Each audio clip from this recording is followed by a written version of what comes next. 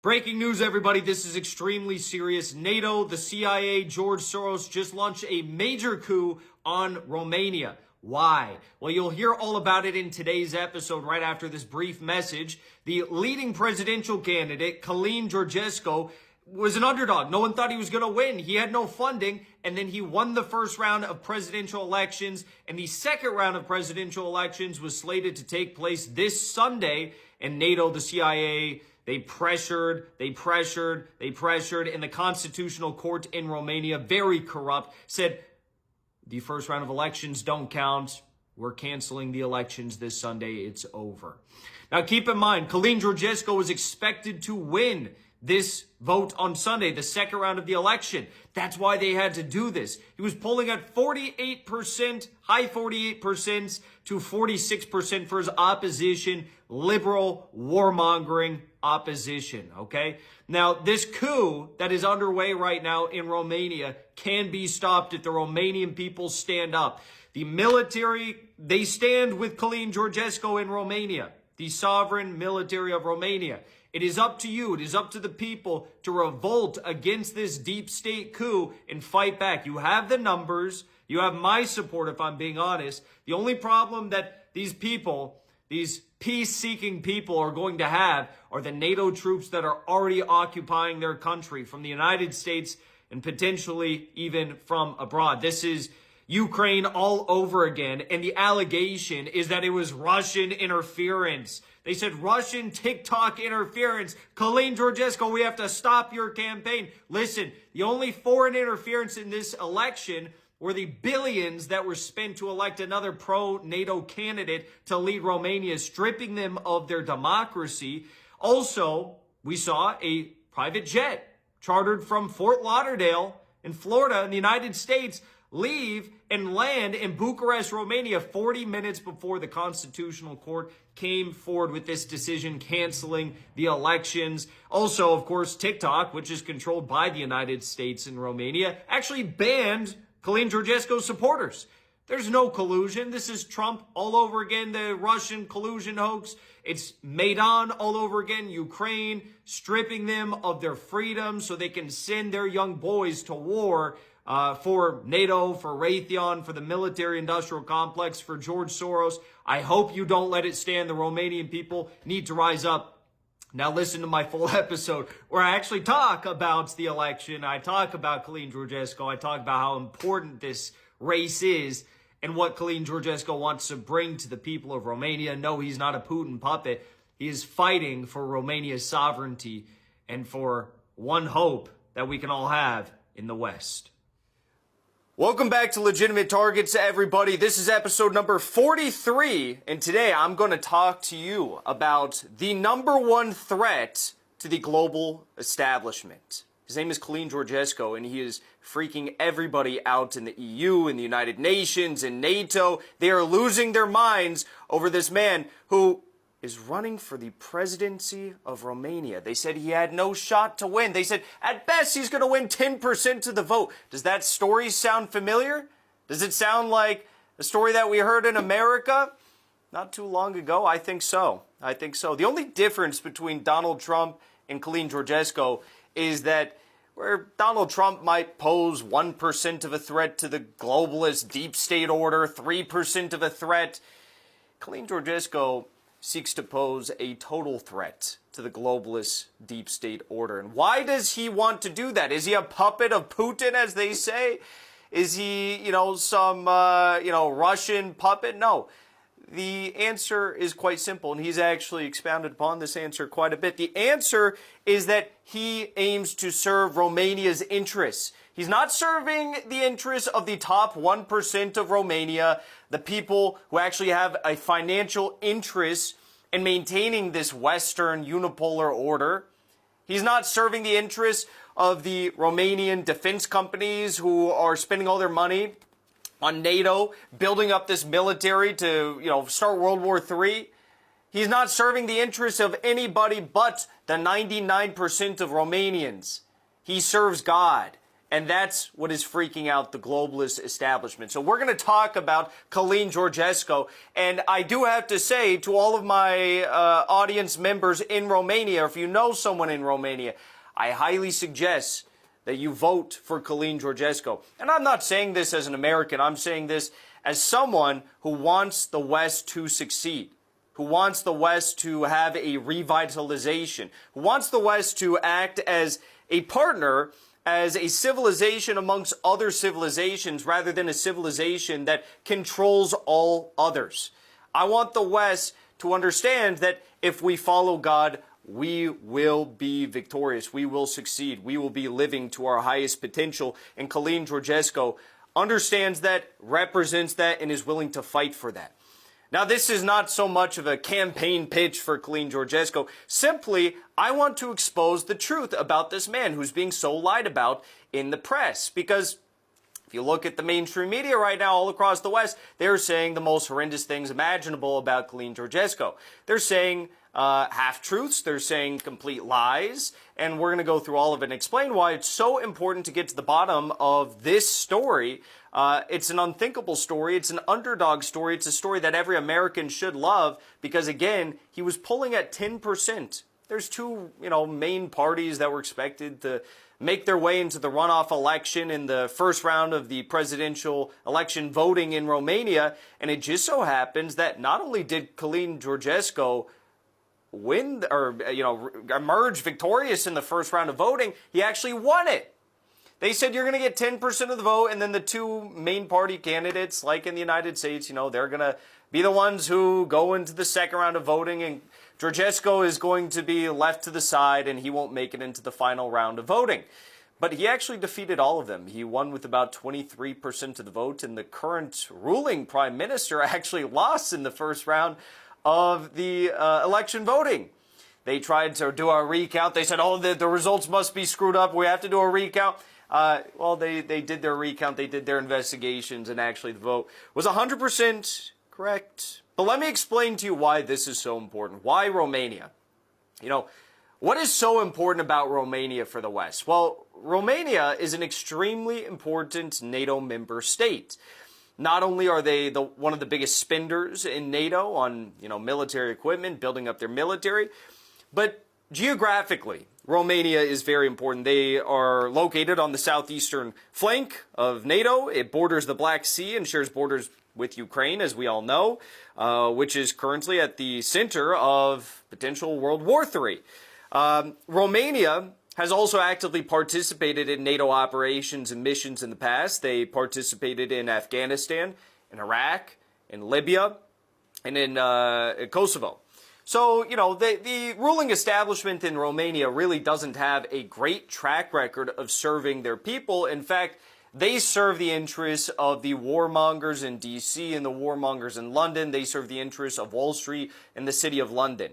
They serve the interests, I guess, of the ruling oligarchy in Romania, who have an interest in expanding their wealth at the expense of 99% of the country. But that's about it. That's about all they've done, okay? Romania also possesses the second largest military on NATO's eastern flank, 75,000 troops compared to Poland's 122,000 troops. And the country flies F-16 combat jets, M1 Abrams main battle tanks from America. And they also aim to open one of the largest air bases in NATO. So this is the classic puppet state of the West. And it's geographically very important. And they're one of the main, money laundering schemes for the West. So the idea that someone might become president in Romania who isn't, as the mainstream media is trying to lead you on to believe. He's not saying we need to pull out of NATO immediately. We need to pull out of the EU. He's saying we need to come to the table as a sovereign country. We need to reintroduce Romania, have this revitalization, reintroduce Romania as a country that is in service to God and in service to our people, and come to any and all, negotiating tables in the pursuit of a fair, open, and honest bargain. Fair, open, honest trade. Fair, open, honest partnerships. And if we can't find that, we can't find that. And maybe we'll look elsewhere. But he hasn't said we're going to pull out of NATO, we're going to pull out the Western mainstream media is trying to scare all these Romanians into thinking that, like, oh, he's a Putin puppet. Well, he's never said that. He doesn't support continuing the funding of the Ukraine proxy war, which is a great thing. Donald Trump has said that as well, and Donald Trump was just elected president of the United States, so they agree on this matter, okay? But anyways, I want to share a little bit with you about Călin Georgescu, because I think you'll find him very interesting. We talked about the importance of Romania. Now let's talk about the man himself, Călin Georgescu. Basically, what you need to understand about him is the fundamental approach that he has taken in this election cycle is rooted on a few things, 3 things in particular. Sovereignty for Romania, a distributionist model economy, and prioritizing traditionalism and God in the country. Those are the 3 things. And it's a winning message. I mean, I fully endorse it. And I think most Romanians will as well. That's why you can actually find videos like the one I'm going to show you right now all across TikTok of average Romanians, young and old, of all, walks of life, saying, yes, I support Georgescu over the establishment. I mean, it's crazy. It's like he basically blew up. His campaign blew up on TikTok, Facebook, Instagram. No one saw him coming. Mainly TikTok he blew up on. Take a look at this clip right here. It's incredible. Călin Georgescu sau Lasconi? Lasconi. Călin Georgescu sau Lasconi? Georgescu. Călin Georgescu sau Lasconi? Asconi. Călin Georgescu sau Lasconi? Călin Georgescu, bineînțeles. Mulțumesc. Călin Georgescu sau Lasconi? Georgescu. Călin Georgescu sau Lasconi? Nu ținem cu... Lasconi. Lasconi. Călin Georgescu sau Lasconi? Georgescu. Mulțumim. Călin Georgescu sau Lasconi? Georgescu. Călin Georgescu sau Lasconi? Călin Georgescu. Călin Georgescu sau Lasconi? Călin Georgescu. Merci. Now you see clips like that, and you understand it when you see all those people coming together and saying, yeah, I reject the establishment. I want a revitalization of our country. You begin to understand that that's a powerful message. And it's why now the Romanian authorities are actually trying to get TikTok banned. In fact, U.S.-controlled TikTok in Romania has gone forward and banned several quote-unquote Russian cluster groups of TikTok accounts spouting pro-Putin propaganda.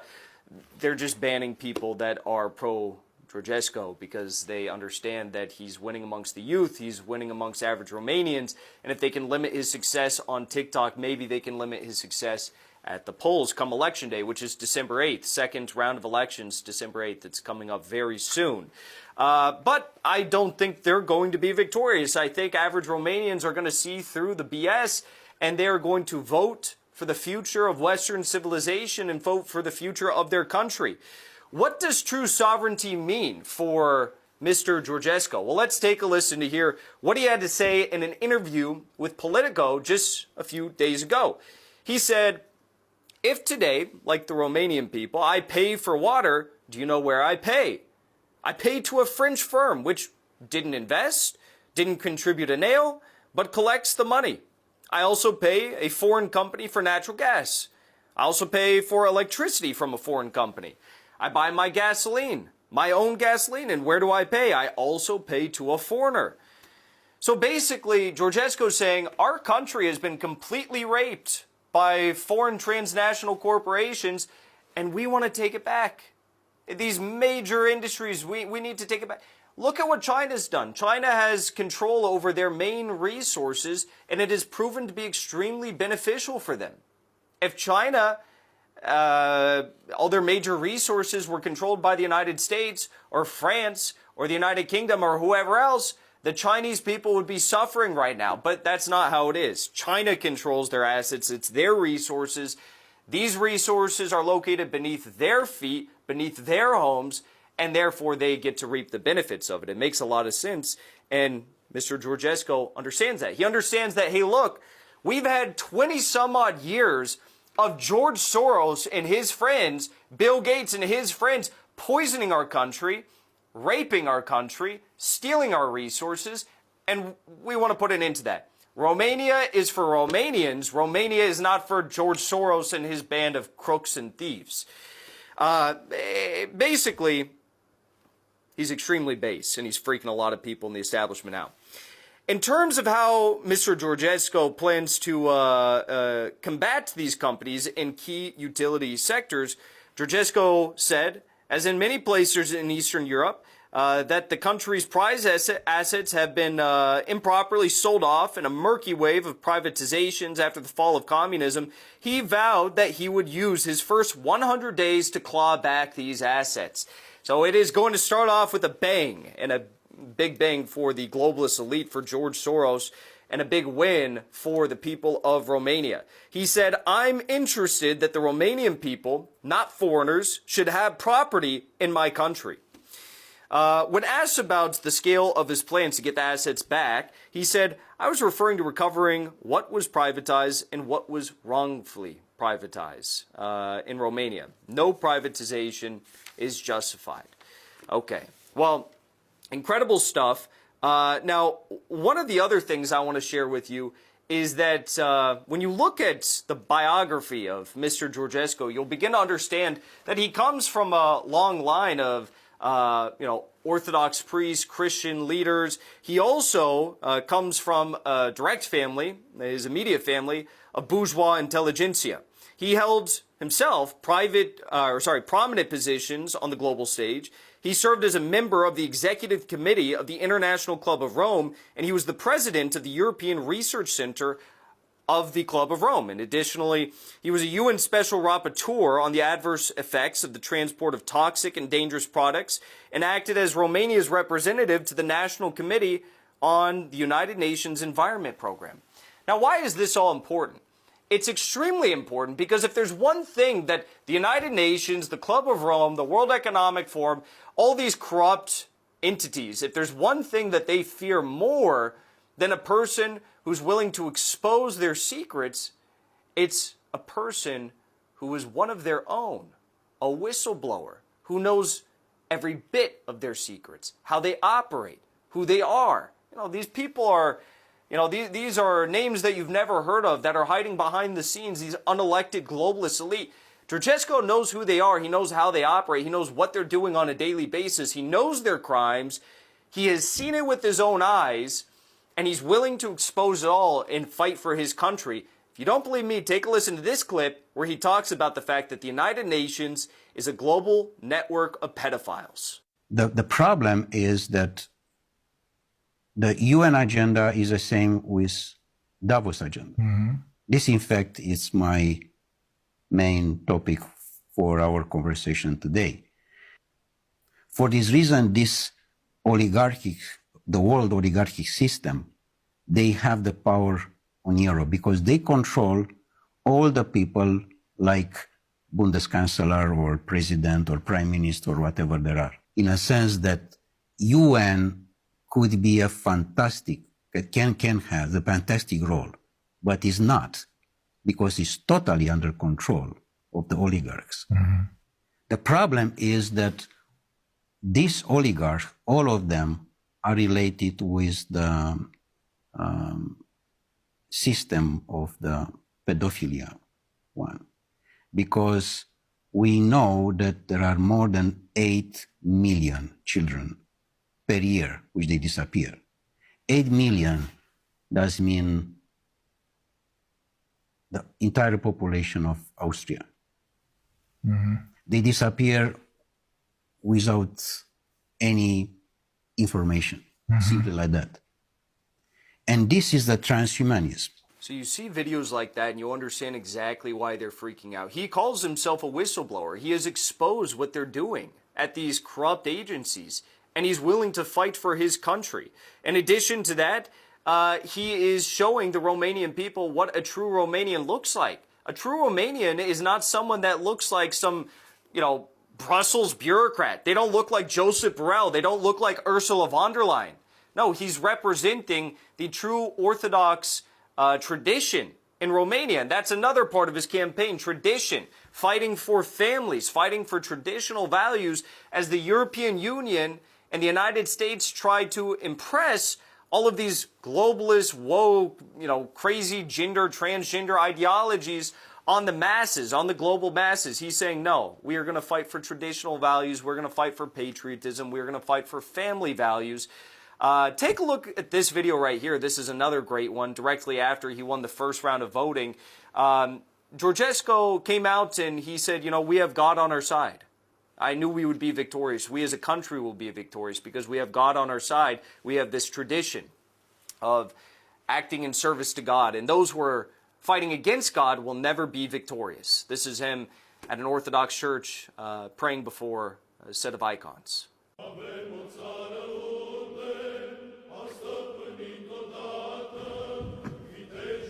Noi avem încă norocul să ne închinăm la aceste comori. Uitați ce se întâmplă la alții. Astăzi este lupta împotriva lui Dumnezeu. Numai că ei nu știu, globaliștii, că Dumnezeu nu poate să fie învins, nu poate să fie înlocuit. Este practic o criză spirituală astăzi. Este lupta Arhanghelului Mihail cu Satana. Este sigur și se dorește să se scoată creștinismul din lume. Noi chemăm la conștientizare creștină. Credem nelimitat în biserica noastră strămoșească, credem nelimitat în Iisus Hristos și țară.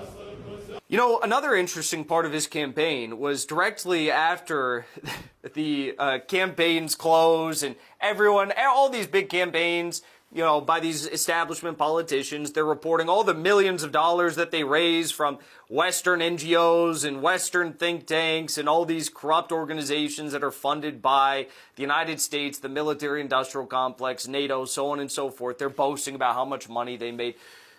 Someone noticed that Mr. Georgescu actually didn't report any campaign contributions. How could that be? How could you run for president of Romania? At the time, they didn't even know he had won. This was before the voting. And they said, what do you mean you have no campaign contributions to report? He said, I have nothing to report. We have God on our side. And then, after they said he was going to lose, they mocked him, they laughed. He went out and won. He beat all of them. Gives me chills, honestly, when I reflect on all of this.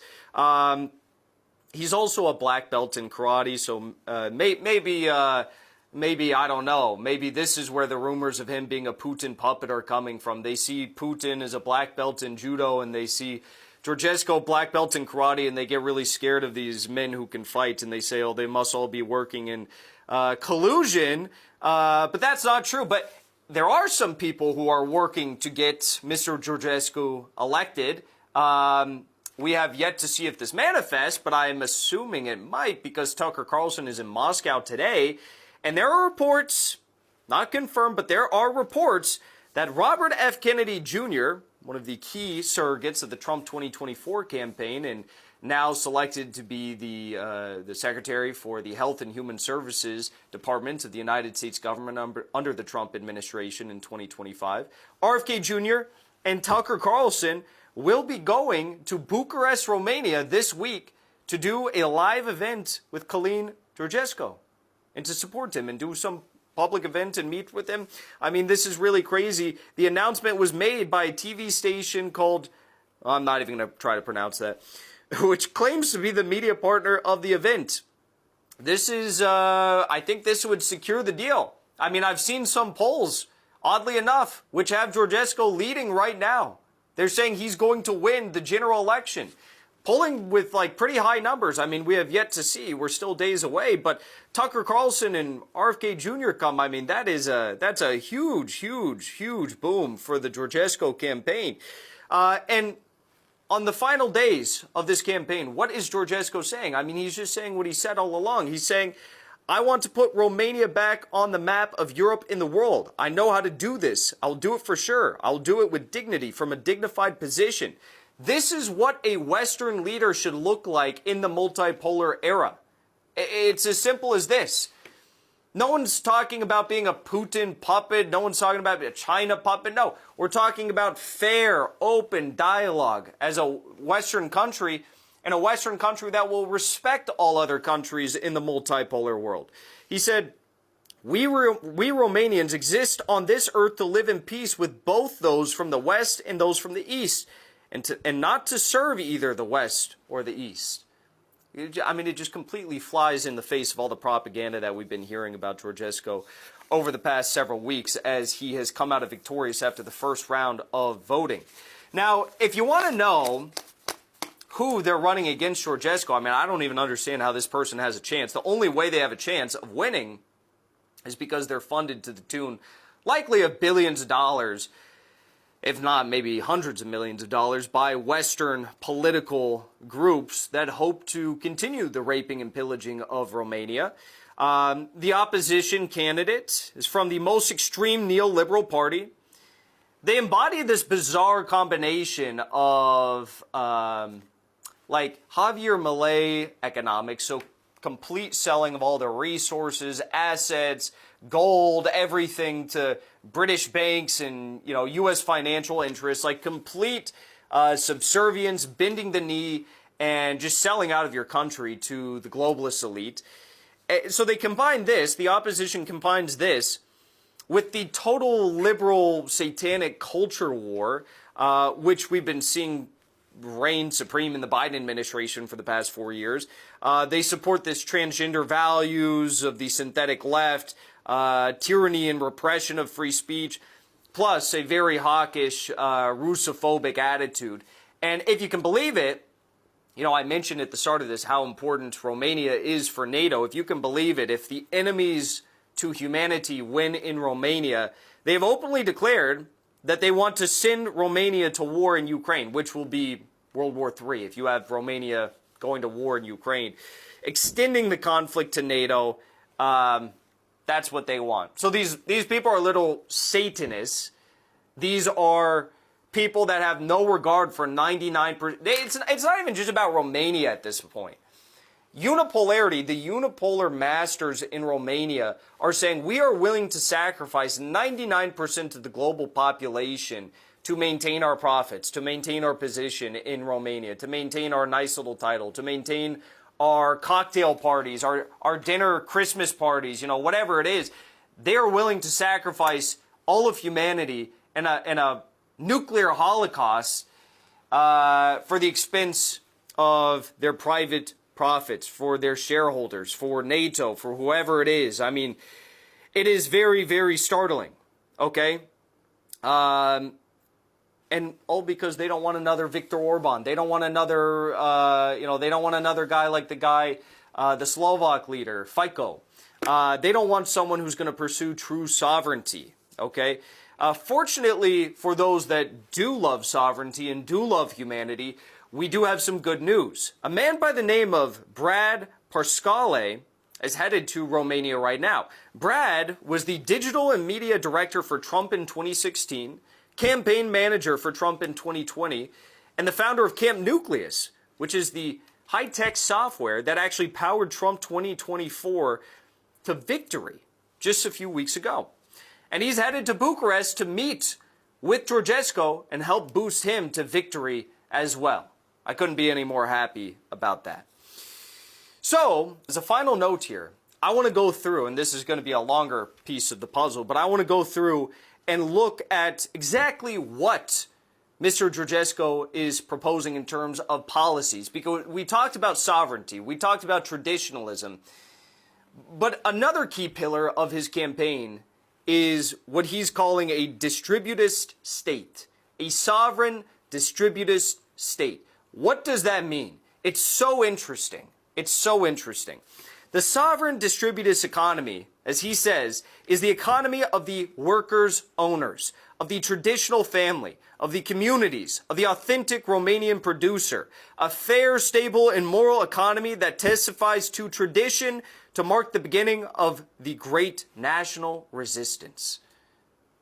I mean, it sounds like the words of American founding fathers being rebirthed in 2024 in Romania for their great national revival after they've had 20 plus years of George Soros rule, and before that, the tail end of the, bitter period of so-called communism, which was just, I mean, it was superfluous at that point. It was completely out of touch what was going on in the Soviet satellite states. I mean, it was a very dark time. So as Mr. Georgescu describes it, he says this is what our distributive state will actually look like, what it will actually do. It will be a participatory economic democracy involving the spread of well-being on a large scale by encouraging, supporting, and generalizing small and medium-sized productive property and associative forms. Its practical realization is made through a set of public policies and legislative measures coherently articulated and intended for the creation and development of popular banks, public banking, production and distribution cooperatives, enterprises with workers, owners, production and partnership put in place. I mean, I feel like I don't know. I feel like this is the exact opposite of what we've been seeing in all these EU states getting raped and pillaged by the globalist elite. I mean, I think actually what Georgescu is trying to do here should serve as a model for all of Europe in the future. I think it should serve as a model. I think if he can achieve what he is talking about here, this should not only be something that we look at and say, hey, that's cool, but Orban should take that same approach. Slovakia should take that same approach.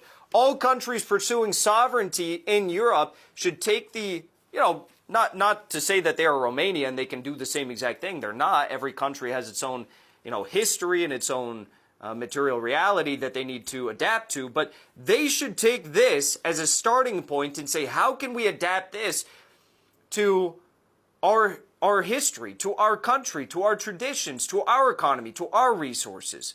Because if you can do this, every country in Europe will be able to free themselves from the yoke of the globalists. Okay, he also says this about the distributive state. Widespread productive ownership ensures a sound economic mechanism. Workers are masters of the land, machinery, and their own skills, and thus have control over their own destiny. Well, that's not going to make BlackRock happy. Larry Fink is going to be very upset by that one. The workers get to own the land and the machines? Oh, God, Larry Fink is going to be having a heyday over this one.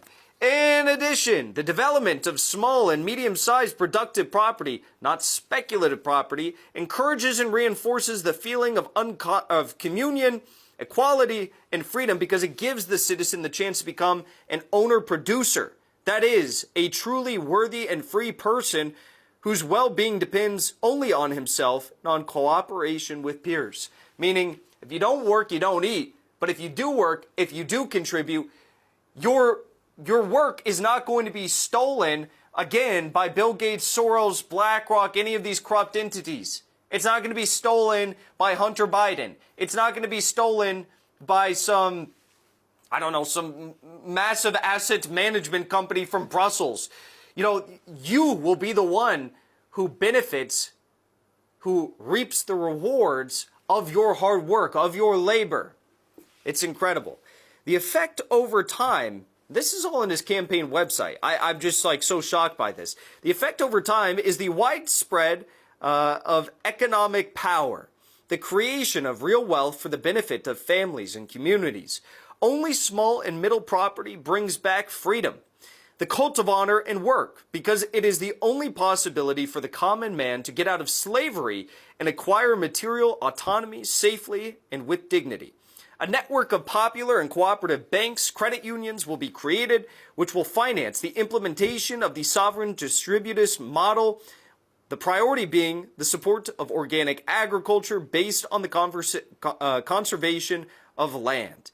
We will not deal with a nanny state that will redistribute wealth egalitistically according to the socialist model, but with the widespread of associative forms of productive ownership over land, tools, education, resources, and through easy access to cheap capital. This is the future. This is the future. Having an economic model like this mixed with traditional cultural values is the future and is exactly what the West needs to achieve true sovereignty in the future. And I think the most important point that you really need to hit home and understand from his website is he is talking about state ownership, the people's ownership of the raw resources, the natural resources on the territory of Romania. He actually says the important point is that the people will own 51% of all the natural resources that have been exploited in Romania by the globalist Western elite for years. He also talks about sovereignty in his campaign quite a bit. In his view, in Georgescu's view, sovereignty is the term by which we express concretely through deeds our confidence in our ability to rebuild Romania through themselves, not with the support of, the World Bank or the International Monetary Fund, but in fact through their own deeds, through their own traditions, with their own resources. And I think that, again, is another very important tool and lesson that can be used as we try to free ourselves and achieve true sovereignty in all the Western countries as well. He says, the good that you wish for your country, such as national sovereignty or control over natural and cultural heritage, must also be the good that other nations benefit from. From this position, we must understand that relations between nation states for us are extremely important. He talks about seeking peace and diplomacy with other nations rather than what previous Romanian leaders have been hell-bent on continuing, which is the buildup of this NATO proxy state in Romania, which they hope will eventually be used in a major conflict with Russia. How are they going to do that? They're going to do the same thing they did in Ukraine. They're going to sacrifice hundreds of thousands of Romanian men to go die in a pointless war for NATO, the IMF, and the World Bank, for Brussels and Wall Street. This is what they want to do to Romania. They want to completely genocide the people in a proxy war that will end in a nuclear holocaust. Okay? It's extremely sad. It's extremely sad what they are trying to do. So, as a final point, why did I spend this time today speaking to you about Călin Georgescu? Is it because I'm such a big fan of him? I mean, it is true. I like the guy quite a bit. And I think he's got the answers that we need in the West. But the main reason why I wanted to speak about Călin Georgescu is because I think there's a problem that the multipolar world is going to have to come to grips with very soon. And that problem is that in most of the countries that are in this multipolar matrix, in this multipolar grouping, in the BRICS grouping, okay, you look at these countries, bar China, and I can't even really say bar Russia, but bar China, the countries that are making up the multipolar order, so to speak, challenging the unipolar order, have one big problem.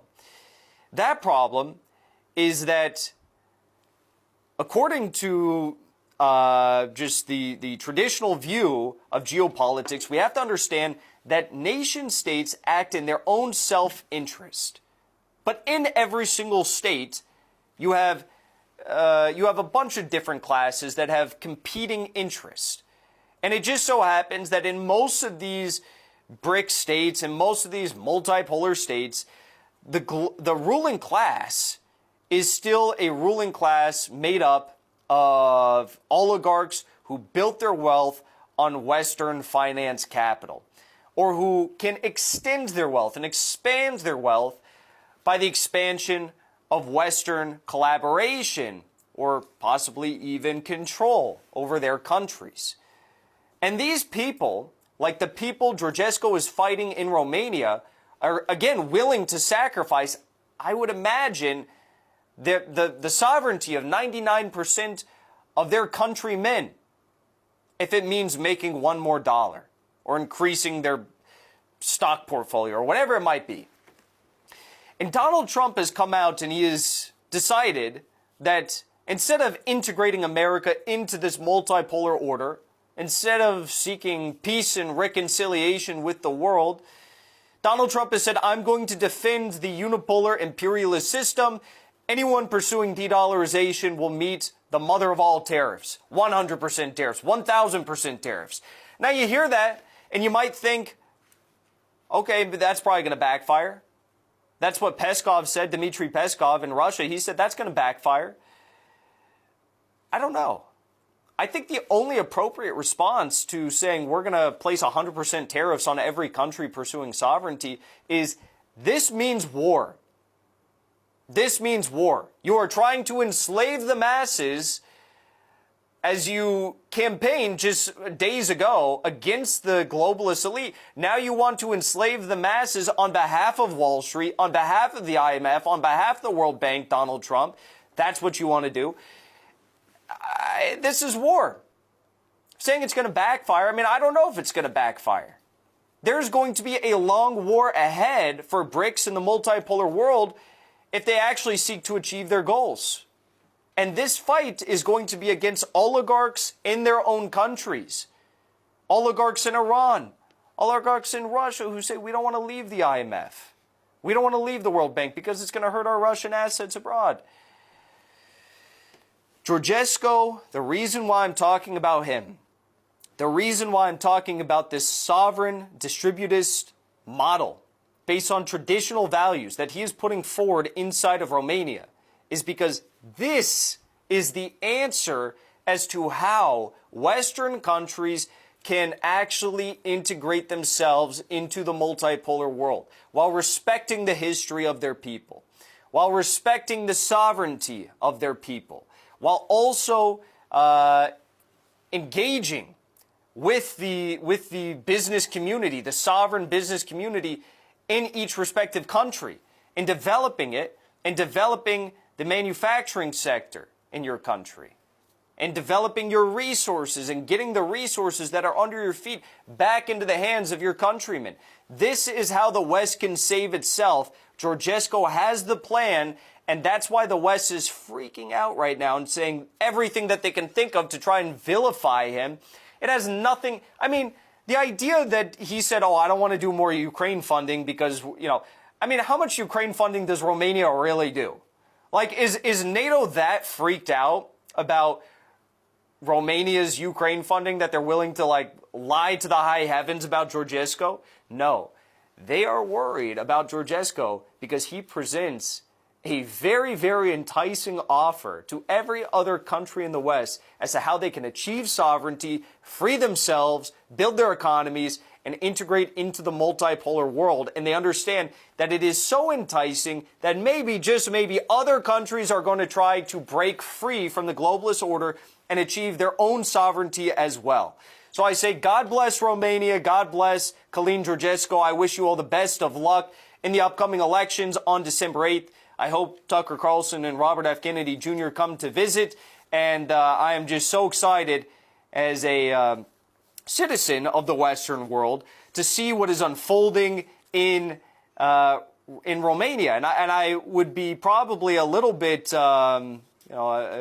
mistaken. I think I'd be missing an opportunity here if I'm not saying Georgescu is a communist, but I'm saying simply, if you fail to see the similarities between what me and many of my comrades are pursuing in the United States with the American Communist Party, rooted on multipolarity and economic sovereignty and cultural sovereignty for the United States, for the American people, what we are doing with MAGA communism, embracing traditional values of the people, I guess honing in on the popular discontent for the economic, the cultural, and the geopolitical crises that the American people find themselves in as a result of the globalist ruling establishment being cucked to this globalist cabal of international elites, to Wall Street, to the City of London, to NATO, so on and so forth.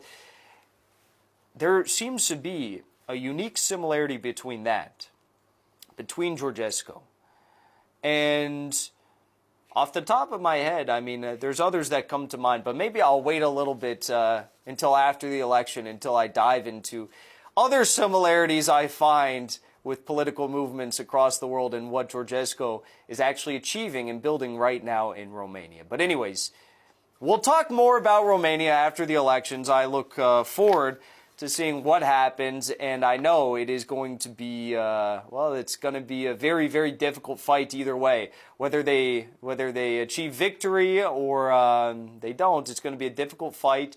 And if they do achieve victory, it's going to be a very, very long fight. But I hope for the prosperity of the Romanian people, and God is with you, and I'm praying for your victory and your freedom from the satanic scum who have ruled your country for far too long. Thank you so much for tuning in, everybody. I'll catch you all next time. We've got a lot of great guests and news coming to you very soon. Until next time, peace out. Have a great rest of your night.